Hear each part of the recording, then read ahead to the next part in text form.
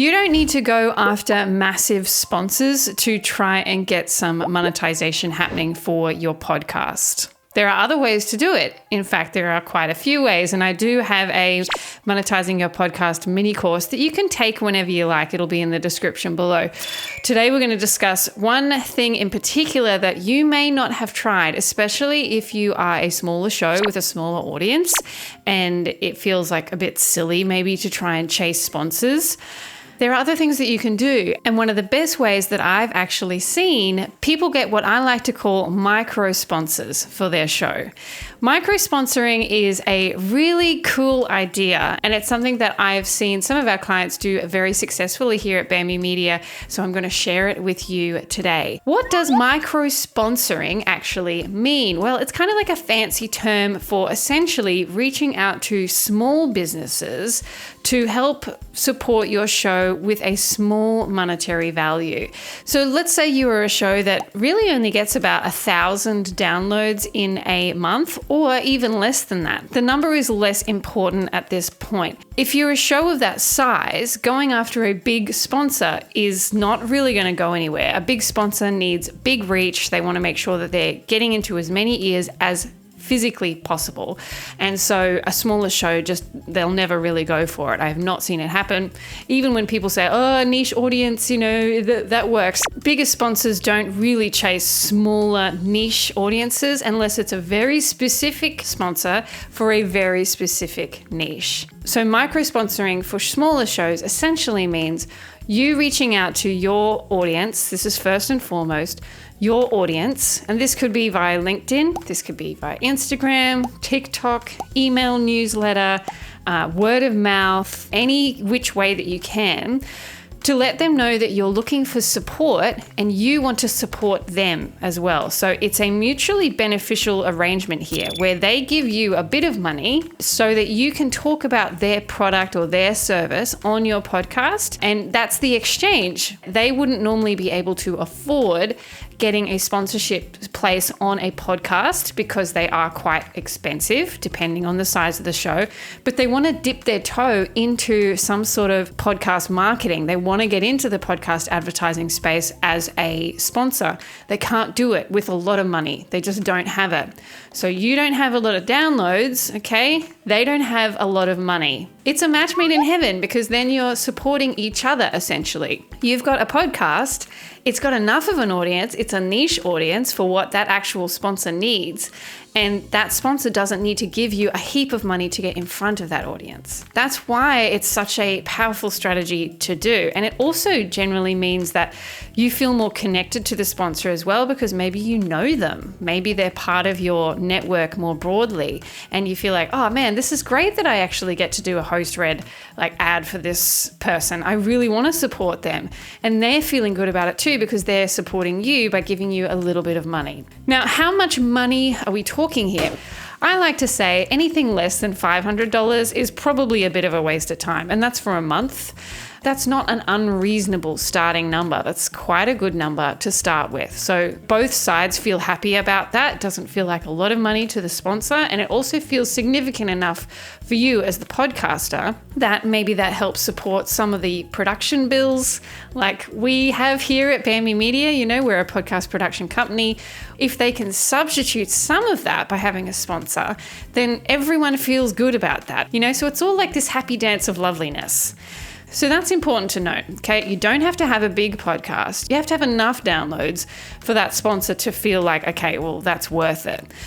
If we move on to kind of the next stage here, how do we actually package this up? So we know we want to charge them maybe about $500 to have a slot for a month. We need to show them what they're actually going to get for that. This is where it's important to go into the back end of your podcast analytics and get the information you need before you reach out or start reaching out to potential small businesses and micro sponsors. The data that's really important to have is obviously how many downloads you have, who your demographic is. So are they mostly female? Are they mostly male? How old they are? So kind of what age bracket we're working within, what country you mostly have people in, and definitely list like the top top 3. And that will make sense for the sponsor as well if you have like downloads for countries that make sense for the product or service that they actually have as well, right? The country needs to align with that. So we've got country, age bracket, and gender. They're the main things. You can't get all of that information from the one podcast host at this time, to the best of my knowledge. I don't know of many podcast hosts that actually give you the gender information. Spotify does. So if you have a Spotify for Creators account, and in fact, it's very easy to do, it's completely free. You just log into Spotify, you sign up, like connect your actual podcast. You don't need to be hosted with them.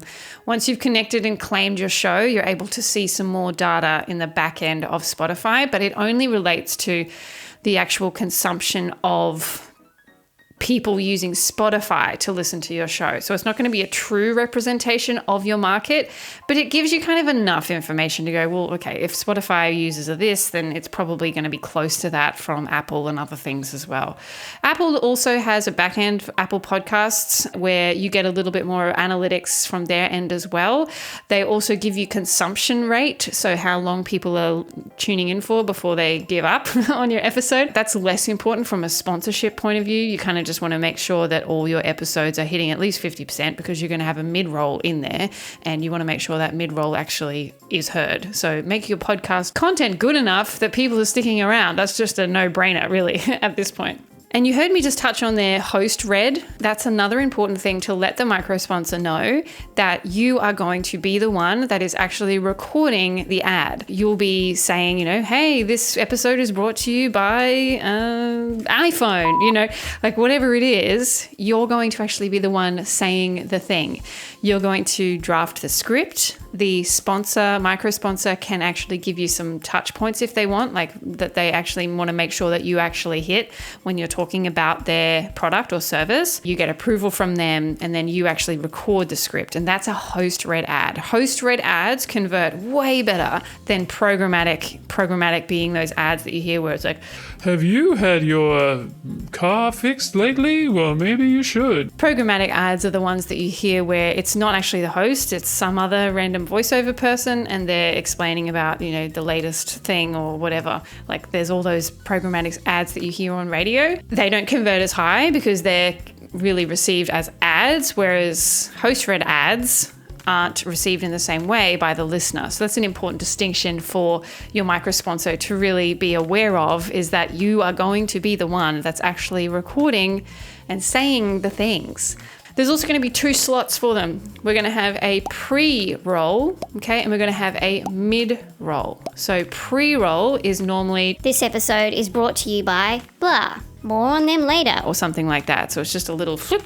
And then in the mid-roll, you're looking at about 60 to 90 seconds of just a proper sort of ad sponsorship at that point. As to how to put that ad together, I have a video on YouTube where you can have a look at how I actually put a mid-roll like sponsorship together. And that's also inside of our Monetizing Your Podcast mini course as well. So we've got some information. We know we want to chase a micro sponsor. So that's going to be a small business, probably in your local area. You could even pound the pavement and go and, talk to your local coffee shops or people that you see all the time. Before you reach out to them, you need to make sure that you've got some numbers and statistics that they can give them. That would be preferably in the form of some sort of pitch deck, generally about 3 pages or 4 pages in length, that goes through the data that they're really going to need. Again, this is stuff I have inside of the Monetizing Your Podcast mini course that actually gives you an example pitch deck that you can have a look at there as well. So you've got your kind of pitch deck, you know who you want to reach out to, you can start reaching out to them. You want to keep the costs kind of low so that they're not contributing a heap of money that they don't have. You're a smaller show, so it makes sense for you to be charging less. It, defrays some of the cost of actually producing the podcast. Everybody wins. Honestly, everybody wins. You get to support a local business or a small business. They get to support you, and your production fees are lessened as a result. So to me, micro sponsorship is such a good way for a smaller show to actually get a little bit of monetization happening. It builds more of a community. The micro sponsor gets excited about hearing their actual business on a podcast, it's like such a cool moment. So I would definitely encourage you to look at that as an option. Go through your statistics, look at what you can offer. Do a bit of research onto how to actually put a mid-roll together. Do you need music? Do you not need music? Maybe do our Monetizing Your Podcast mini course so that you can actually get all that information really simply.